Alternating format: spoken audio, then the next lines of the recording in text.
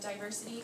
I think so much of it depends on context, and I think it's limitless to be able to sort of define yourself in different aspects, different ways. And it's only when you're placed in different contexts that you sort of look inside and pull out different different facets of your diversity, of your personality. And often it's this need to be placed in a different context that, or the situation where you're placed in a different context that people will most discover how diverse they really are and how diverse the people around them are. When you're sort of in the context of what you know on a day-to-day basis and what you're familiar with, you might not necessarily realize all the facets of your diversity. I think it's only when you're faced with the unfamiliar that you realize how multifaceted you are. And I think that really goes back to diversity as a strength, that in and of itself, it's a tool that allows us to grow. And I think diversity, like we've mentioned, is representation, but then it's also intergroup interaction. So if I'm in a space that has diverse representation, but I'm not able to talk about my whiteness, or I'm not learning how my able-bodiedness informs my worldview, that is not at the level that we want it to be at, right? That's simply diversity, and we haven't reached multiculturalism. There's nothing that I would add to that. I want to give a concrete example of what Amy was saying. I've got that right? Okay. I was like, that would have been really embarrassing if I got that wrong. But a concrete example is so part of my identity is being the child of immigrants, right? And being an English language learner, but nobody would really know that. And so it's like if I'm in a context, say within the context of my program, the immigrant identity becomes having been an English language learner becomes really primary to me. But say if I'm in a space where, if I'm at a people of color happy hour, then it's also that I'm a woman of color. So it becomes, other identities come forward in primary. Thank you so much. So our next kind of, even stemming off of this a little bit further, how has diversity impacted you either here at Georgetown or in other facets of your life? And I know a lot of you have touched on this already, but maybe within those kind of examples, why is diversity so important to you? And why do you think that it's important for everyone? I think like Jessica said, diversity is so important because it's a tool for growth, really. Not just for you, but for the people around you. And I think in my life at least, the moments or the periods of time where I've experienced the most growth and self-awareness have been when I have been forced to confront diversity in some way, or forced to embrace it, or been the odd one out. Because I think diversity also not always means, there's ideally inclusiveness and including everyone, but often you're most faced with how diverse you are and how diverse the world is when you're the odd one out, or when you're in a context where you realize that you're the minority. And I think, periods when I lived abroad and I was in a vastly different culture and I was the only person from the US there, or I was the only, person of Asian descent there, or I was the only woman there. That's when you're sort of in a really uncomfortable situation, when you're forced to grow, because you have to sort of dig down deep and figure out how you're going to cope and turn it into a strength. And I think, I've been in situations where my diversity has been both embraced and also has not been embraced. And in both situations, it's been a great opportunity for growth, but obviously where it's been embraced has been the more positive experience. So.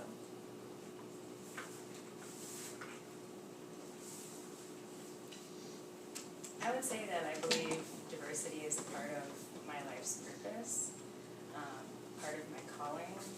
I believe that the work that I do is a part of a group of people who believe in healing work.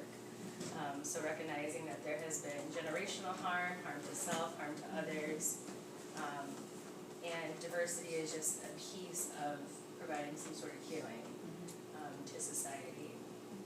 And I think I learned a lot of that through my otherness, as Amy said. So I'm someone who identifies as someone with disabilities, someone who's queer, a woman, a person of color, a variety of different things that I think I was given or I have experienced as a way to understand what does it mean to be marginalized and ostracized while also having to own my privilege at the same time. And I think I've come to terms with that diversity is important here, it's important elsewhere, when it's coupled with, as I said before, social justice and multiculturalism and inclusion, that it's kind of like step one in the game, and then recognizing amazing. When we really want to do the healing work and systemic work, we have to keep moving throughout these different levels. Yeah. I think I totally agree with the fact that it's only step one. So for example, Georgetown, and I'm going to keep going back to international examples obviously because I work in the global office, but Georgetown, has this push to globalize Georgetown, to have a global community. And for that reason, we have a pretty large international student population, but all you have to do is look at an international orientation program where you can have people from 50 different countries in a room together, and yeah, you can say, oh my god, yay, diversity, there's people from 50 different countries here, we're so global. But then you look at the room and you realize that all the people from India are in one corner talking to each other, and all the people from China are in one corner talking to each other, and all the people from South America are in one corner talking to each other. And so that's not really diversity if you just put a bunch of people in a room who are different and celebrate that. You can't. So it's step one to get them all there, but it's step two to have them interact in a meaningful way. And going off of that, I think part of that meaningful interaction is the self-work. So for me, I entered these conversations at Georgetown as a closeted gay guy who really struggled to come out. And there was a lot of internalized oppression that went with that. I think I entered this work sort of from my gay identity, where I sort of used that as a way of entering spaces. And it took me a longer time to realize my whiteness, my masculinity, my able-bodiedness, my cisgendered self was just as integral to my understanding of self. And that those are showing up in dominant ways, where I speak more, where I might have biases that is going to show up in spaces whether or not I want them to, whether or not I'm consciously aware.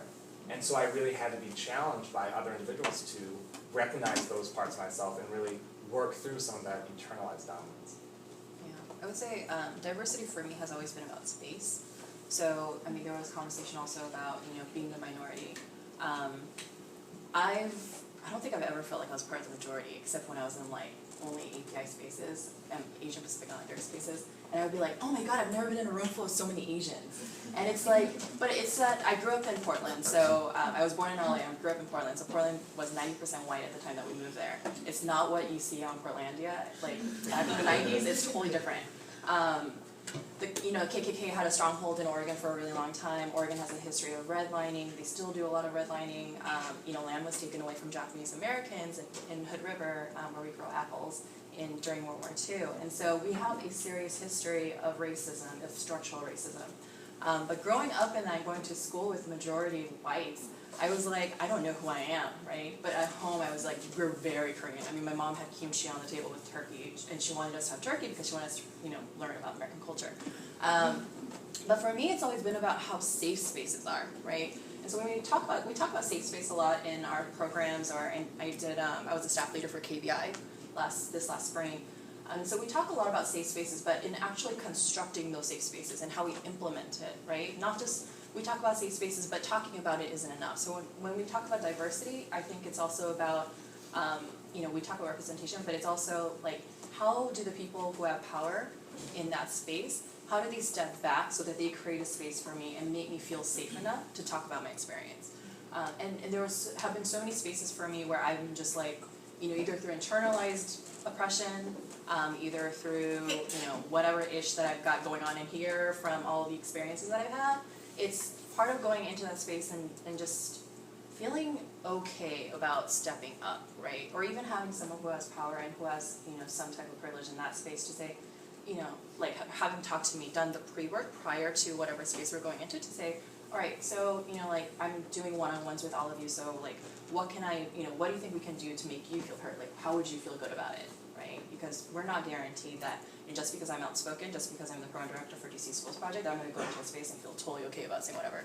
So, yeah, I would say diversity that's very, very much about safe spaces for me. Thank you so much for sharing. I think one thing that I would love to do is we're talking about a lot of terms. So when we talk about oppression, we talk about privilege. Can we break those terms down a little bit, especially for people who may not be familiar with these terms?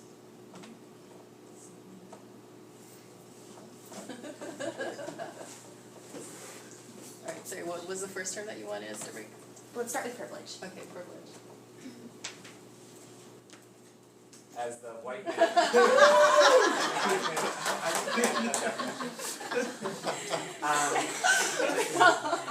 I'm glad you. Own the fact. was real. Privilege, first and foremost, is connected to power.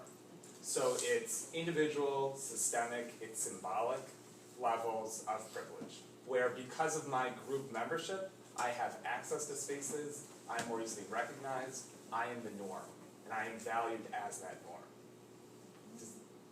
And please feel free to ask like follow-up questions, or if there's other terms that people want. But I think that might be a nice baseline definition. Love you, Ruth. Can we also get a definition of oppression? I think that would be helpful as well.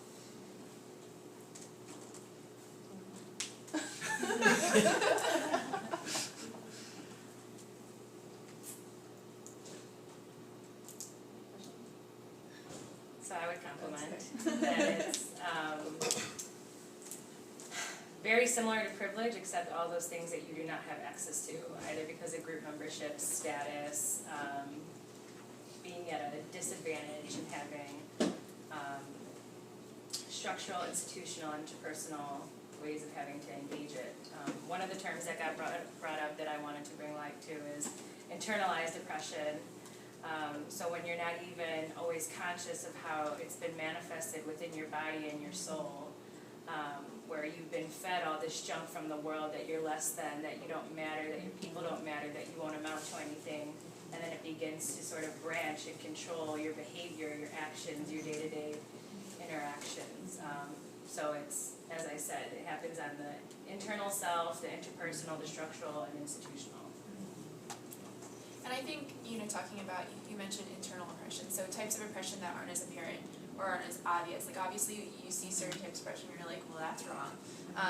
But I think it's important to recognize too those types of oppression that aren't as recognizable. So for example, microaggressions. So for example, if a microaggression is basically a behavior or a statement from one person to another that is seemingly often innocuous on the surface and unintentionally harmful, and that's what makes it hard to recognize, because on the intention of the person delivering it is not to be offensive, but it is. So for example, if someone, and I get this all the time, asks, so where are you from? And then I'll say, oh, I'm from Maryland. And they'll say, no, but like, where are you from? And that implies so much. It implies that I look like I don't belong here, that I look like I'm not an American because of my racial background. And so that would be an example of a microaggression. And microaggressions can be gender-based, they can be race-based, they can be ethnicity-based. And so I think it's important to recognize that not all types of oppression are as obvious, whether they're external, internal, macro, micro. And I would add on for like an example of microaggression, and I mean that was so real. I was like, yeah, how many times have I been asked, where are you really from? No, like really. And I'd be like, California. No, like where are you? What's your heritage? Anyway, so I would also say part of oppression too is when you're in a space and as a person of color. So when we talk about marginalized identities, or like people, if it's a space talking about racial justice, right? And people of color, like somebody is as a person of color, let's say I'm talking about my identity and my experiences with racial injustice, with racism, right? And somebody tells me, oh, but you're probably just projecting, right? Like, or you're just, you're that's probably not real, right? Like feeling like you're being gaslighted, or that my experience is less, that also is is a form of oppression, not just kind of, it's a form of oppression. Decentralizing the marginalized identities from that conversation when we're talking about oppression, that's like a big no-no, right? That's what's embodied in oppression as well. And I would just want to highlight that point about the invalidation and the rationalization that can often come with sort of interpersonal oppression, and whose language are we using, and whose response are we privileging. So are we privileging the response of, the person who just offended someone, who just acted in an oppressive way, or are we privileging the response of the individual who's going to hurt? Yeah, and I would strongly recommend, there was an MTV video called White Splaining, I don't know if you guys have seen that. Yeah, that can also, that happens too. I just saw it last night, I was like, oh my god. But, and even talking about privilege, I would say that, in the more, say, like if we complexify that term a little bit more too, we have varying degrees of privilege. So like I have a privilege on the fact that, there's the model minority stereotype. To a certain extent, it's harmful to me, yes, but I can also benefit from it, right, in certain ways. And also that, I have education. I have a level of education. I graduated from high school and college, right? And so that there are these varying levels of privilege. Also working at Georgetown is a form of privilege. but also that there's, entitlement, senses of entitlement is tied to that in some way. And that you really have to think about that component when you're also thinking about privilege. I just want to throw one more example out there because I recently heard about this and I was like, yes, and I feel like a lot of people in the room will identify with this one because in terms of talking about entitlement or power dynamics that maybe aren't as apparent. So for example, I'm going to ask this to the room: how many women in this room have been told at some point by a total stranger to smile? Right? Okay. How many men in this room have been told by a total stranger to smile? Right? And that is so seemingly not, and I do, when people tell me to smile and I sort of get angry and I'm like, they're just trying to be friendly, they're just trying to be encouraging. But the thing is, it doesn't happen to men because there's this inherent idea that a woman is supposed to look pleasing all the time, and that by telling you to smile, yes, you're recognizing that maybe I don't look happy right now, which is totally fine. But then you're telling me what I should do with my body because of it, and that's not okay because it's not your right to do that. But that's just that, again, it's that power dynamic where it's not even apparent, it's not usually conscious on the part of the person doing it, but it really is, I think. And it's one of those things where maybe it's not particularly distressing in that one moment, but after years and years and years of experiencing it, you tend to get more and more and more annoyed. So it's one of those things to also recognize how the buildup of experiencing incidents like that can be harmful in the long run, but maybe not in the immediate. Thank you so much. All right, so our next question is actually talking about the Jesuit values. I know that we've touched on these a little bit before. So one of our Jesuit values is community and diversity, and we're wondering if you could touch on the importance of this value and what it means to live with this tenet in our day-to-day lives.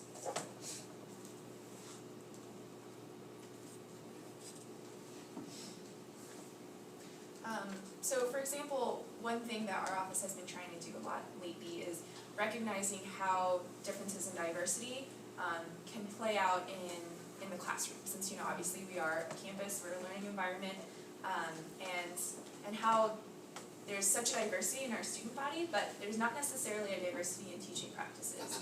And I think it's really important to recognize that when our whole purpose here is to teach, to educate, you have to recognize that students are coming from very different educational backgrounds, from very different academic structures. And I'll throw this example out, our students who are from Asian countries often come from academic cultures that don't emphasize discussion or participation.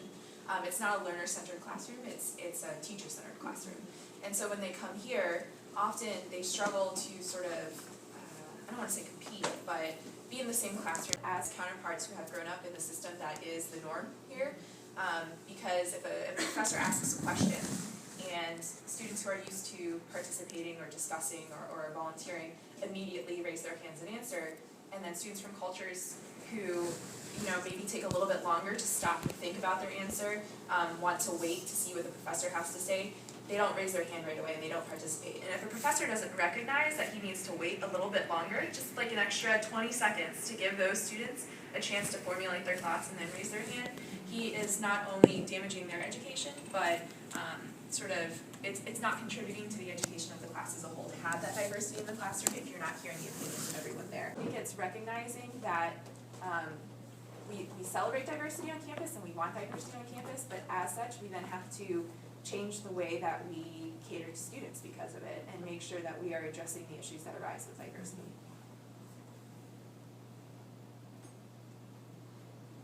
Can you ask the question again? Yeah, absolutely.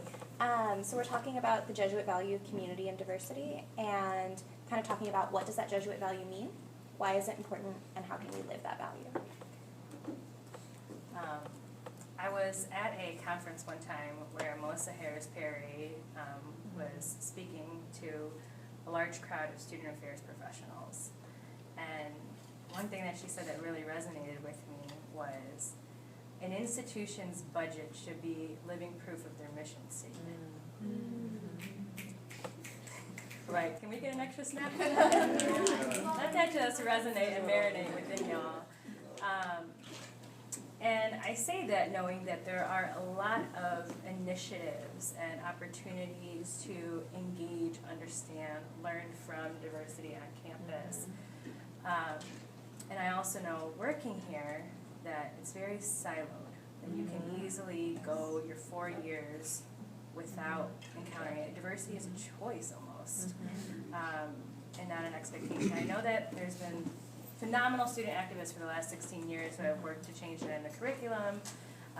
There's a variety of things that happen on campus to kind of dismantle that choice to engage. But I would say that a lot of that starts with, as a department that is tasked with access and equity on campus, that I believe as a Jesuit institution we have a responsibility that we put our money where our mouth is.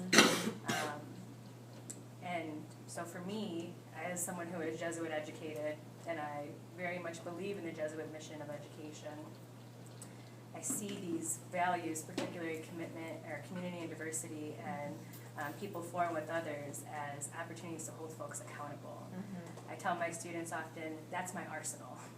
So that when I go into a president's meeting, when I go into a working group meeting, I say, this is why this matters, let's support it.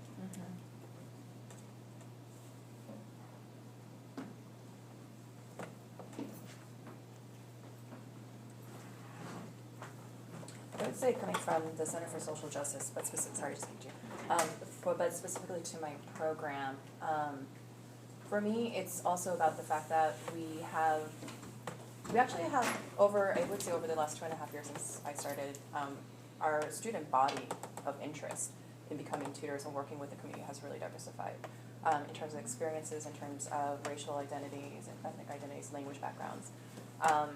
But really also part of it for us, and it's just so fundamental and a core part of our program, because you're working with the immigrant community, right? You're working with English language learners.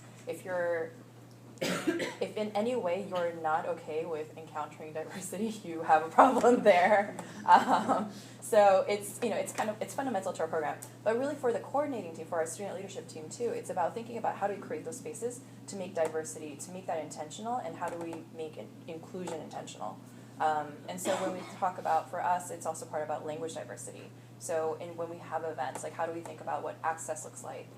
What does equity look like? So if we have an event coming up on Sunday, we have Fall Fest coming up. So one of the things that we think through is how do we make the language accessible to our community, right? And not even just say like specifically like languages like Spanish or Mandarin or Vietnamese, but also in terms of accessible language, vocabulary that we use, right? Because we're going to have workshops or around college or whatnot. So how do we make that accessible to the families who are coming so that it's something that it's relevant and meaningful?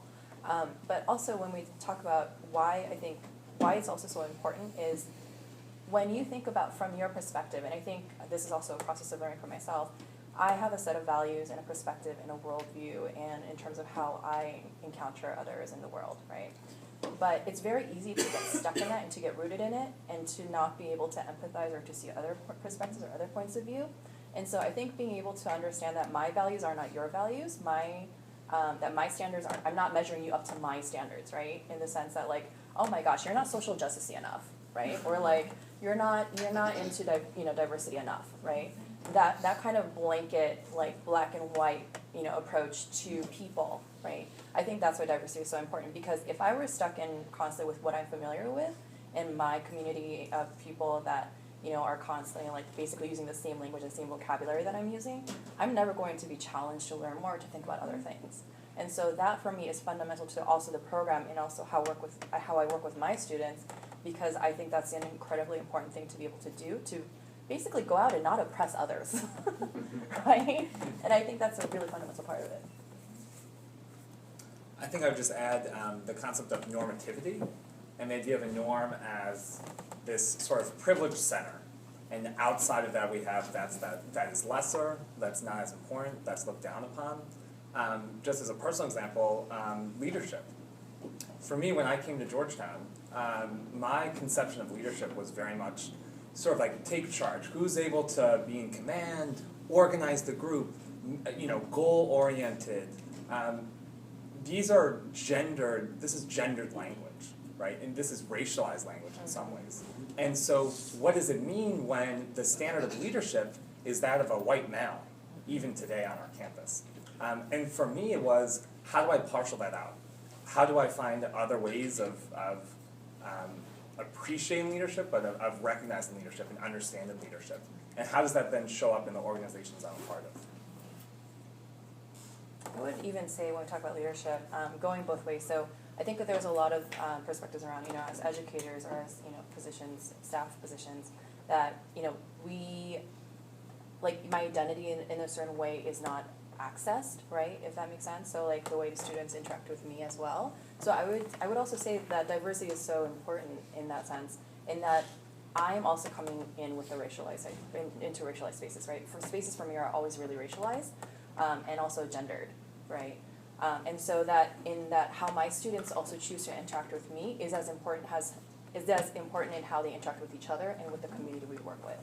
So and that tends to get, I think, taken out because so many complex ideas and perceptions around like educator positions or staff positions and student roles, right? So it's also about positionality. I think this makes a really nice segue as we're talking about leadership into talking about specifically leadership on ABP trips. So how can we as ABP leaders strive to create communities of diversity on our trips? And this ranges from how can we ensure that we're crafting diverse teams of participants, how can we ensure that we're allowing for the sharing of diverse voices, both from our community partners and from ensuring that the voices of our participants are being shared.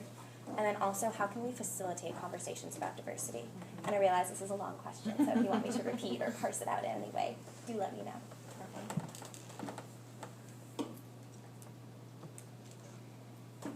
Well, in terms of making sure that voices are heard, cross-cultural communication is like my jam. I love it.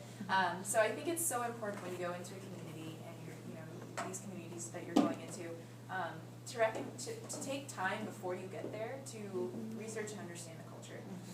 And culture, obviously, as you all know, doesn't have to be in the international context. Culture, there are so many different groupings of culture, types of culture, and each cultural group has its own way of communicating and its own communication preferences.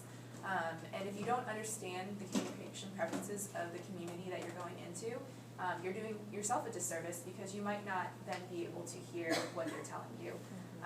So taking the time to research the community beforehand, and then also have some understanding of different types of communication, communication preferences, that when somebody, a lot of different cultures are very different than sort of the norm of what we experience here at Georgetown of, being that person who speaks out, who immediately voices your opinion, who is very sort of in your face about an opinion, I guess, which we celebrate a lot here. And I think there are a lot of cultures where there's a much more subtle way of communicating. There's much more emphasis on what the group thinks as a whole rather than an individual standing up and standing out. So it is hard to sort of parse out those types of communicators because when you've got a mix of a more dominant communication style and a more subtle communication style, obviously the more subtle communication style is going to get lost in the mix unless you're making an active effort to hear it and maybe changing the way you're moderating the discussion so as to make it friendly to all communication types.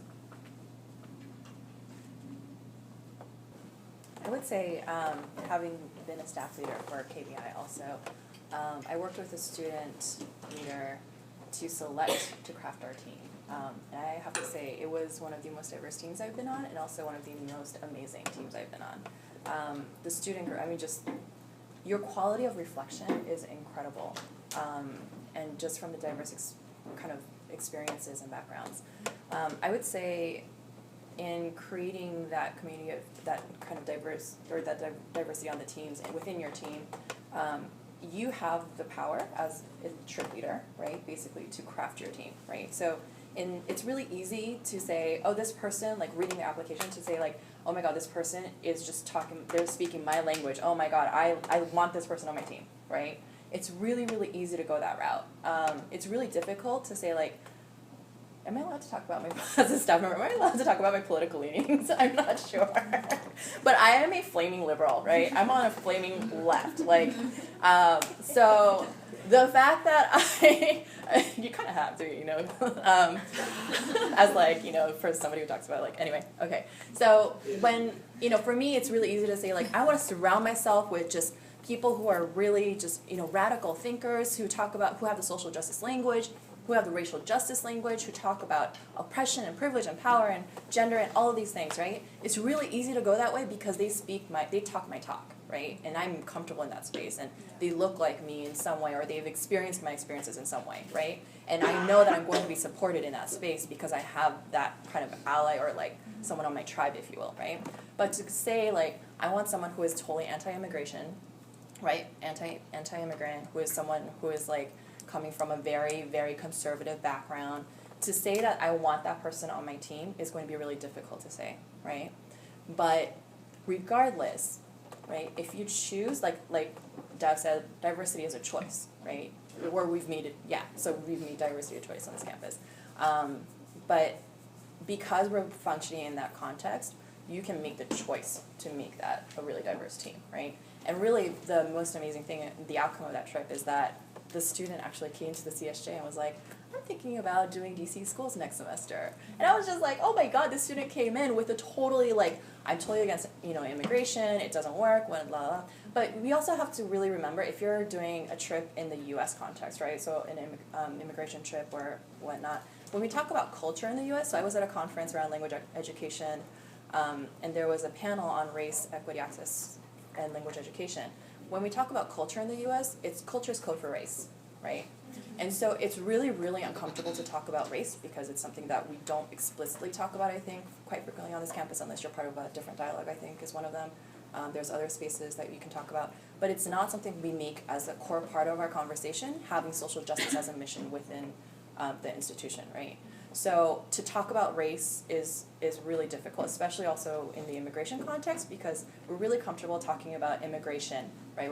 We're comfortable talking about the international context of it, but within that, being able to talk about race is really difficult. So I would also say, really, as leaders and as facilitators of dialogue, as moderators of those conversations, like creating the ground rules, creating the community space, right? Community agreements are really important. Being able to, because you're creating a standard of behavior on how everyone treats each other, right? You're leveling the playing field, if you will, in a certain way. Having those one-on-one conversations with each of your participants, right? Getting an idea of who they are, because if you don't know who your participants are, you can't moderate that conversation as effectively, I would say. I think it's important too to be cognizant, because of the nature of your trips, you're going in and doing service, you're helping communities, to be cognizant of the sort of the power dynamic too.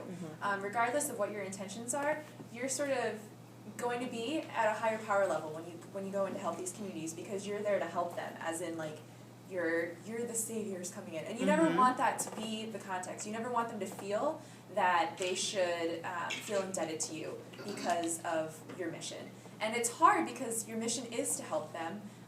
So how can you help them without making them feel like they are inferior anyway, or that you are superior to them because you have the means to help them?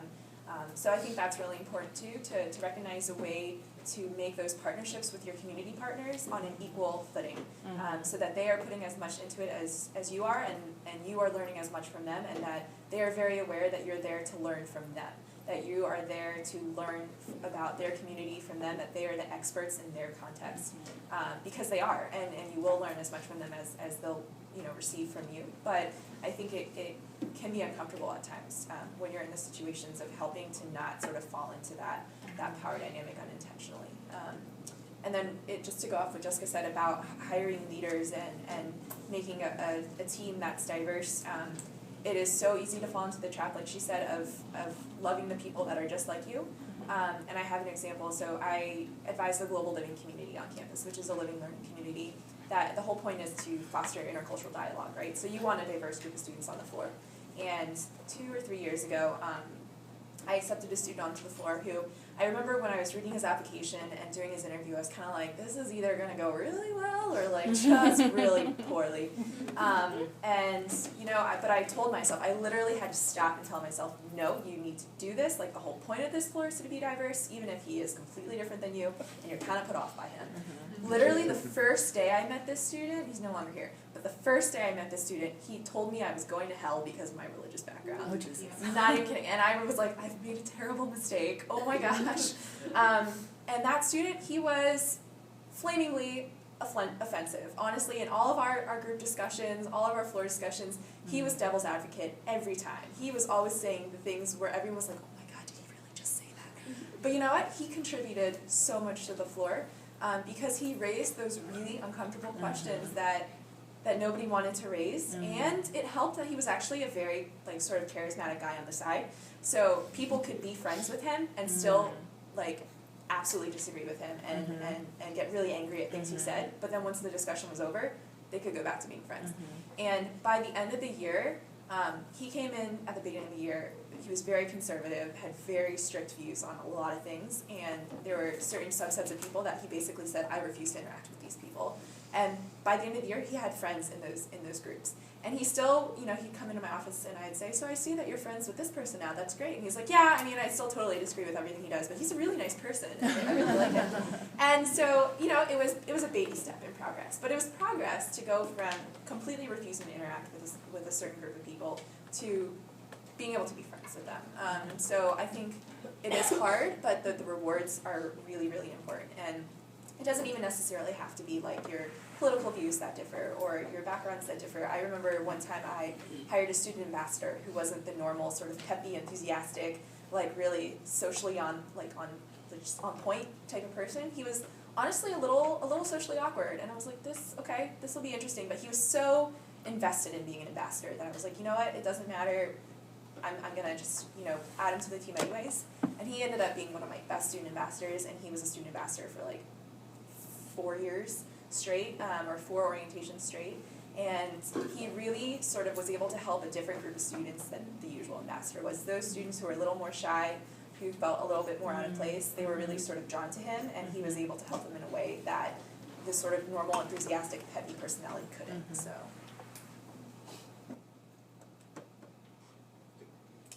I would just like to highlight one difference, and I think this goes back to our original question about what is diversity. I think we can talk about personal and social identities. And so personal identities, it's the individual. It's what we think, it's what we like, it's what we want to do. Personal identities. Social identities are connected to group membership. So these are, if you've heard the term D7+, you know, this is race, gender, class, ability, age. Social identities are incredibly important. And they're the ones that are in this matrix of privilege, power, and oppression that we touched on earlier. So when we're talking about diversity, I think it's really important that we talk about social identities and not just personal identities. How many black students applied to ABP last year? We have no idea. We have no conception. And this is a problem that we're having up at the School of Medicine. We're trying to find ways, how do we assess diversity? Right? Where do we get that data from? How do we know which communities we have to better serve? And part of that is data. Part of that is asking individuals to identify and really getting their feedback. And that has to be at an institutional level. That can't be individual. I would add, be honest with yourself about where you're coming from. And it's that simple. One of the things I've picked up, I've been at Georgetown now for about a year, and one of the things I've picked up on is students here are brilliant, so y'all are brilliant, and there's no secret to that. Most folks can theorize systems of oppression, can give me a public policy breakdown, can give me a historical timeline since before I was even an embryo. Like, most of y'all can do that. And quite a bit of people haven't done the self-work. Right, so they rattle off, this is how I identify, today I'm this, and I want to identify with this, call me this. But haven't really gone internally to think about, how do I show up? What am I working on? It became very clear to me after I graduated from undergrad, you know, I was very proud to be a social, or an instigator, to say the least, on my campus, and but it became very clear to me that so much of that was a result of anger. I had anger at the system, I had anger at the man, I had anger at who knows who, including myself. And I became a doer to kind of cope, right? It became my mechanism of, this is an uncomfortable feeling, I'm coming to my realization of all these systems and all this stuff, and I have to do something, right? Without realizing that the first thing I should have been doing is really looking internally. right? So how has my guilt with my privilege, or my guilt with my oppression, my shame, my embarrassment, the times that I've called someone by the wrong name because they racially looked alike, or the times that I try to find filler words because I felt like my voice as a woman wasn't worth as much. Really getting clear about myself going into spaces, because what I've come to realize is hurt people hurt people. And if you don't do the work for yourself first, you're going to cause damage. And I don't mean the intellectual work, I mean the soul work, right? So going into your trips, where are you coming from? Have you done your what it means for me to be a U.S. citizen? Have you done your what it means for me to be white, what it means for me to have this educational access? Have you unpacked the guilt and shame and embarrassment that comes with that? And if you haven't, where can you go? You know, have you identified those spaces? I offer myself as one of those resources. I'm sure everyone here does. But trying to find that, because systems of oppression are a lot more psychological than I think we recognize. And I think that leads really nicely. So we know that the more that you engage with diversity and discuss these related topics leads to these constant additions and explorations of new questions. And kind of really touching on Dav's point, what advice do you have for leaders as they grapple with these concepts related to diversity? And where can they go to seek more information? My answer to everything is Google. Google it. I think what drives me nuts too. Okay, as leaders, the first thing I think that's really, really important is, because someone looks a certain way, don't expect them to speak up for their whole group, right? How many times have I been asked, oh, you're an Asian American, or you're the only person of color in this room, how about you speak up for, like, everyone, like, all 50, what is it? I don't know how many countries there are in Asia, and, you know, and then if I'm supposed to speak up for, like, all people of color in a room because I'm the only POC in the room, then it's like, oh, yeah, I have to speak up for, like, you know, all the different ethnic groups in the U.S. and all the racial identities. Oh, my God, I'm totally screwed. I don't know, okay, anyway, so, I don't know, I was like, I don't know if that was acceptable. But really, really, really important. I emphasize this on so many levels. And when we talk about doing self-work, that's the part of it, right? Is that you got to go do your work. You've got to do the research. You've got to put the time into it, because every time someone comes to ask me, oh, you're a social justice educator, so, you know, like, do you have any curriculum around, like, you know, teaching racial justice or, like, facilitating dialogue around it? And when my white colleagues do that and come to me to do it, I'm just kind of like, I put in years of work on this. Like, I have put in decades of self-work, of thought. I never had someone facilitating this for me. I had to experience all of this to get to this point to do this work, and you are trying to basically benefit off of the work that I've done, like, you know, in all the different ways I've experienced already oppression through structural systems, right, through systems. And so for me, in a lot of ways, it's that you've got to do the work for yourself, because a lot of it is also reflection, right? In doing that research, in doing the readings, in writing for myself, I've come to my own kind of conclusions. I've come to my own, not even conclusions, learnings, right? And they're continuing to evolve. And so that is a huge part of that process, and that's something that you all need to do, and that you've got to encourage your peers to do as well. I would say the other thing is, no matter what, if a person with a marginalized identity is speaking about their experience, never ever say, like, oh yeah, no, that's not that valuable, right? Like the invalidation component of what we talked about earlier. So making sure that, like, those identities are really, like, you're not decentering, right? That's important. Whoever's speaking, like, let them center their experience and let them talk about it for themselves and through their experience, and not, like, take that away. Does that make sense?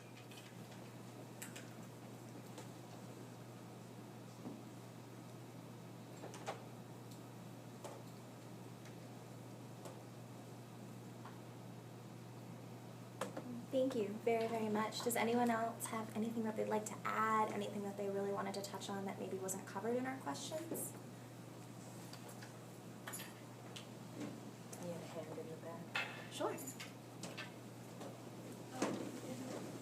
Yeah, I mean, do you think though that, like, how would you recommend, so as, like, leaders facilitating this kind of discussion, that particularly around race or gender, that, like Jessica, what you just said, like, do you think that should apply equally when, like, a straight white male is speaking, or, like, how do you mitigate the concept that, like, somehow that perspective is, like, like maybe less value because they're not like marginalized in the same way? Does that make, like, I feel like that comes up a lot in these kind of discussions, and so how do you recommend kind of like approaching that?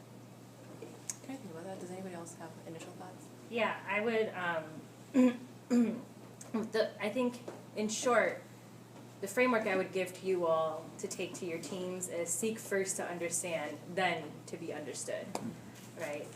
And as facilitators of this experience, you have the responsibility of creating multipartiality, meaning that when there is power and dominance in the room, and you see that someone, it's almost like being a leech, right? Where someone who has power is trying to learn from the oppressed person, like, tell me all these facts, explain to me so I can better understand myself. As facilitators of the experience, you have a responsibility to say, I'm noticing that you're asking a lot of questions. What are you thinking right now? How are you feeling? Right? Bringing it back to them so that they talk from their personal experience and talk from a place of, they might say, as a white man, I'm really struggling with this. Okay, then name that, rather than asking someone else more questions and having them give the gift of their narrative over and over to the space. Where are you coming from? How do you feel? Right? And it's, I mean, I can talk for days about multipartiality, but I think that that's the key of it. And if you haven't done any work around that, if you haven't seen that, write it down. I'll send out some information about it. But I really think that as facilitators, you hold this power, whether you're conscious of it or not, where you're almost like the ringleaders, or the folks on the side of the boxing match, like, this is the next play, right? This is the next hit. Where you're making sure that you're balancing, I'm noticing that we have some dynamics in the space right now. How do we move through this? Right, that's your role as someone who's facilitating this experience. Things like reflections that you can hold, right? And I mean, to speak from personal experience in terms of how I would have addressed that, was what I usually like to do is I always frame conversations, right? I always frame it with, this is the framework that I'm using, and this is the, like, even say theoretical frameworks, right? So the theoretical framework I would use for that is probably around decentering whiteness. And talking about masculinity as well, and maybe the patriarchy, the man. So in having that framework, then to always also go back to it, right? If the conversation, which always usually tends to stray, you bring it back. I would always bring it back to, so I'm going to get us back to this framework that I've talked about, right? I'm going back to this conversation, this framework around decentering whiteness and around masculinity, and I want you to keep that in mind as you're talking about it, right? And you also have contextual differences, right? So you have the opportunity as a leader to either approach the person on a one-on-one setting, where then they're not dominating the group space, and you can say, hey, so like, I want to talk a little bit more about it. Why, right? Asking the why questions. Right? And that was really, I think, the benefit in my past experiences with ABP, is that one-on-one setting to be able to do those check-ins. I don't want to cut you off. No, I'd just add, one of the tenets of ABP reflection is being comfortable being uncomfortable. I think at times it even goes farther than that. Are you comfortable being vulnerable? Are you able to put yourself in a space where you're able to admit that you don't have all the answers? You're able to admit that you're a part of these systems and that you have these biases and that they're going to show up whether you want them to or not? Are you able to be vulnerable and admit when you are hurting someone else and when you've been hurt by someone else? That's really difficult. And that's not something that's just going to happen on its own. You have to be proactive and you have to be mindful about creating a space where you and the participants are vulnerable together. Yeah, I have to add on to that I have worked with so many student leaders who are so deathly afraid of making mistakes. And the thing is, you know what, you're going to make mistakes. You're a human being, unless you're a robot. And I really think you're a robot. So the fact that you're a human being, right, y'all hold yourselves to really high standards, and I think that's wonderful. But at the same time, you also have to recognize that your fundamental humanity in making mistakes, that you are flawed, right, that you're going to sometimes do harm, and you're going to have to learn from that so that you don't do it again, right? But when you do harm someone, that you take the responsibility and you just own it, and you say, you know what, I'm sorry I messed up. How do I fix this? What can I do, right? And that person you've harmed will tell you, right? You'll get to that point. Maybe they won't, but then at that same time, you know you've harmed someone, you already know to think about it, right? So that's the process. And sometimes it's an iterative process and it's not linear, and that's what sucks about it, but it's also learning. All right, well, I think that we have a lot of really good questions, and I think that what we're going to do is we're going to transition out of the panel and into a processing space. So we're going to give everyone about 5 minutes, get the blood pumping, refill the coffee for the morning caffeine, And then we're going to split into 4 larger groups where we're going to have some time to have some facilitated dialogue about this. All your questions can be answered, and you can talk with both board members and with our panelists. But before we make that transition, let's express our gratitude to our fabulous panel.